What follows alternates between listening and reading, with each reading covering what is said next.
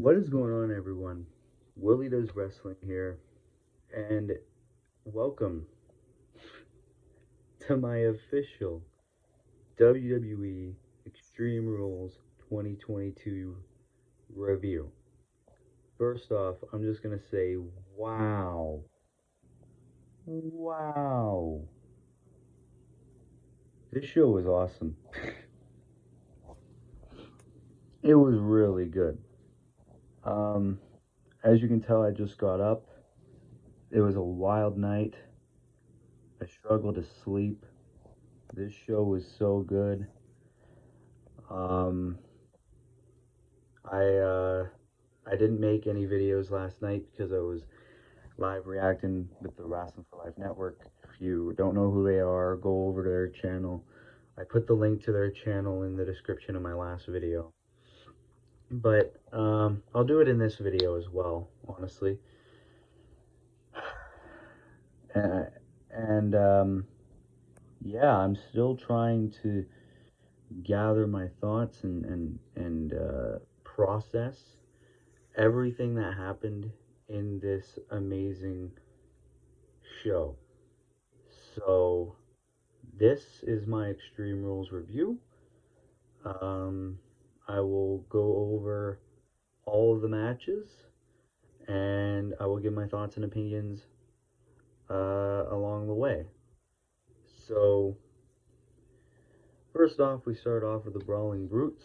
Sheamus versus, oh no, Brawling Brutes versus Imperium in a good old fashioned Donnybrook match.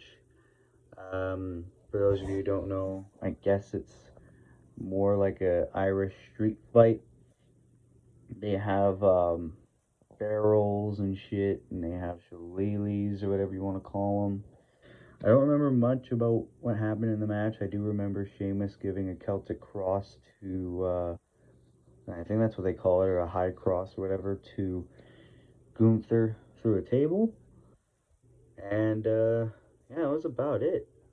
And no, Brawling Brutes got the win, which I think sets up perfectly for a Sheamus Gunther rematch at Crown Jewel, and that is the match that I do believe Sheamus will win the Intercontinental Championship finally and accomplish the Grand Slam. So yeah, Brawling Brutes got the win with Imperium. It was a very good match. It felt like more of a bar fight than a wrestling match, so that was good. Um, okay, what was next on the card? Next we had Liv Morgan versus Ronda Rousey in an Extreme Rules match. A match that I believe was going to be the bathroom break match out of all of them. I was proven wrong. It was very good. We had some weapons being used. We had some good spots. We had Liv, in the final moments, we had Liv give a senton from the top rope through a table. But then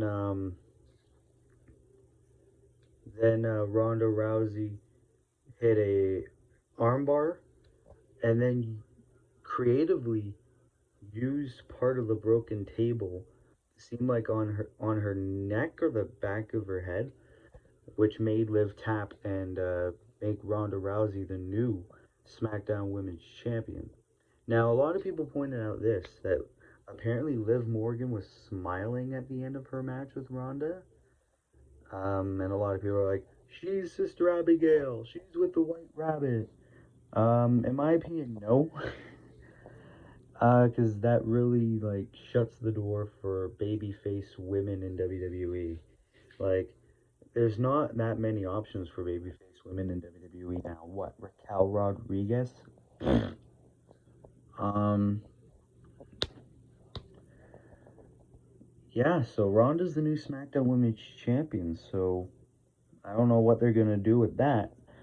Anyways, we get on to Drew McIntyre versus Karrion Kross in a strap match. Now, coming into this match, I was like, who would they book to win? These are two big men that they want to book strong. So what will happen here? Um, both men went back and forth. We had a few strap shots and all of that. Um, And now, well, no, because Scarlett used pepper spray, I believe, and Karrion Kross got the win over Drew McIntyre, which I believe will be a perfect setup for a future Cross Roman feud down the road. But yeah, man. So Karrion got the win. Drew can take the L. He'll come back from it. And yeah, can't wait.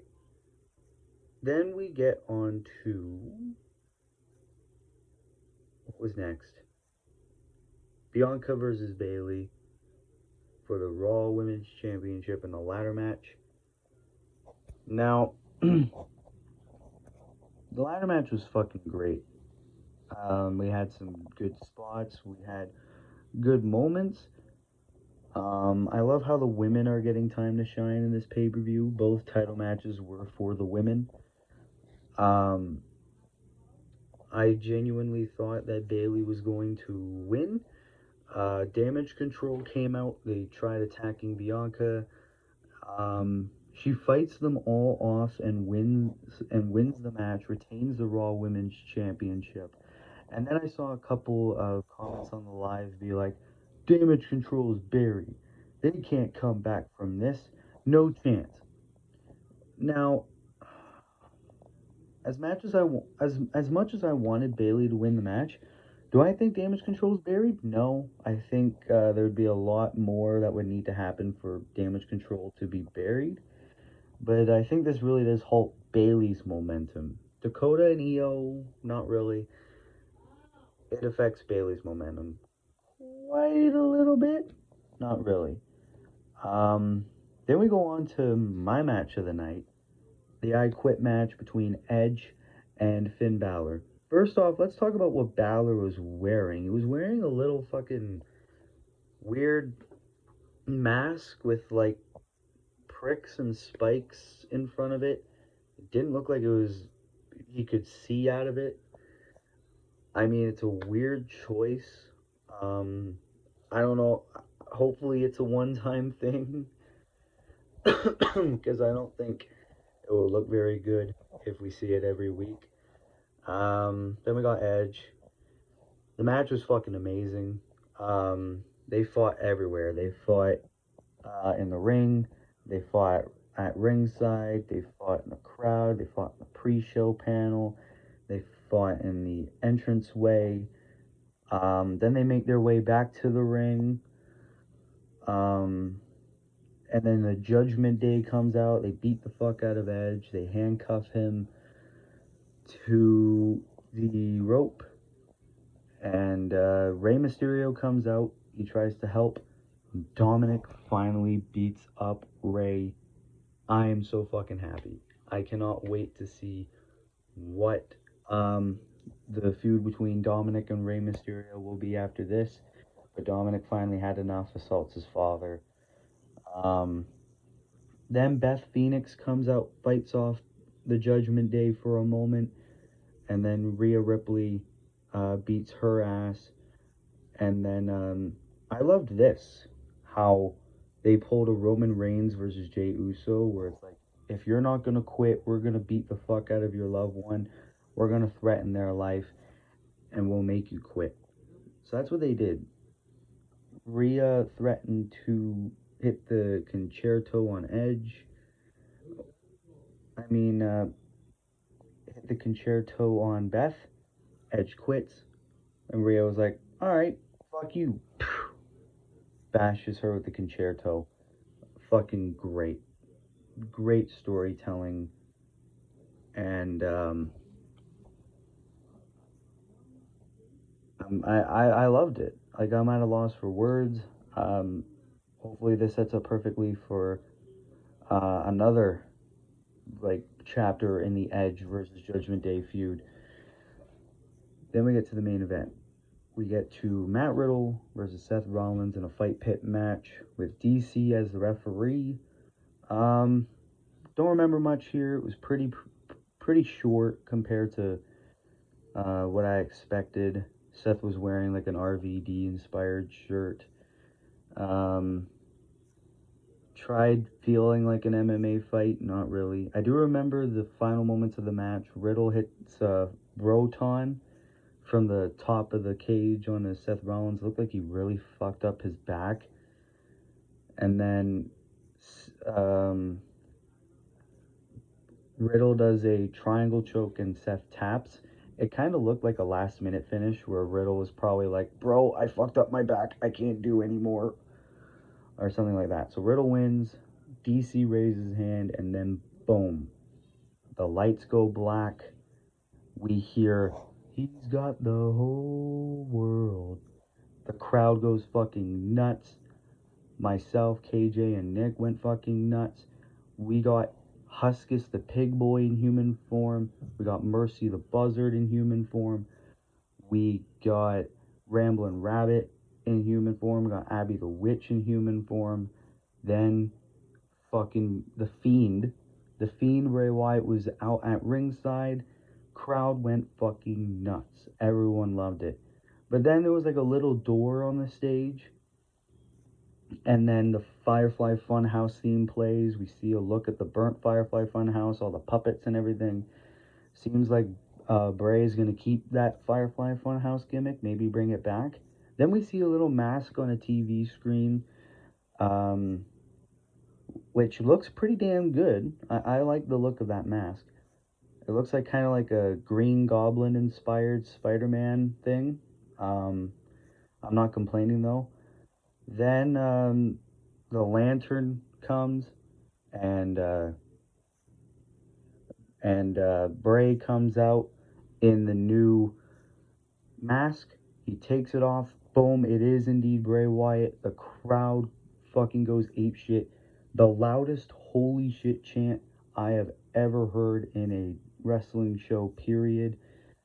Bray says run, blows on the lantern. Show gets off the air. That return, that execution, that setup was perfect start to finish. Perfect conclusion. Whether or not we get a faction, or if it's just Bray Wyatt, I don't give a shit. I think I think this is the best return in the past decade. The setup, um, the fact that it is actually Bray, it was perfect. Now, like, I lost my shit that Bray has had so many chances with Vince McMahon. Bray has made everything work with him. Hunter is giving him one final chance. And I bet this run with Bray is going to be the best Bray Wyatt we have ever seen. Ever. Um, so, what's my final rating on Extreme Rules? 10 out of fucking 10, bro. The best Extreme Rules event in WWE history. Probably the best event that I have ever seen. It was amazing. A WrestleMania away from WrestleMania. Um, and I've never been so speechless coming out of a pay-per-view, so that was good. Um, yeah. Match of the night goes to Edge versus Finn Balor. Worst match, I'll give it to Ronda versus Liv. Kinda, kinda iffy there. I mean, out of all of them, I had to choose them, but all of them were pretty damn good. Um, Performance of the night would have to go to um, Edge. I think he did amazing. 100%. Even if that fight pit match, that finish wasn't supposed to happen, I think it was pretty decent. So anyways, guys, that is my thoughts on WWE Extreme Rules. What are your thoughts? What are your thoughts on Bray Wyatt's return? Leave it down in the comments. Be sure to subscribe. Be sure to turn post notifications on. Leave a like. Subscribe to my buddies over at the Wrestling for Life Network. And until next time, guys, this has been your boy Willie Does Wrestling. I'll see you in the next video. Be good people and peace. Let me in.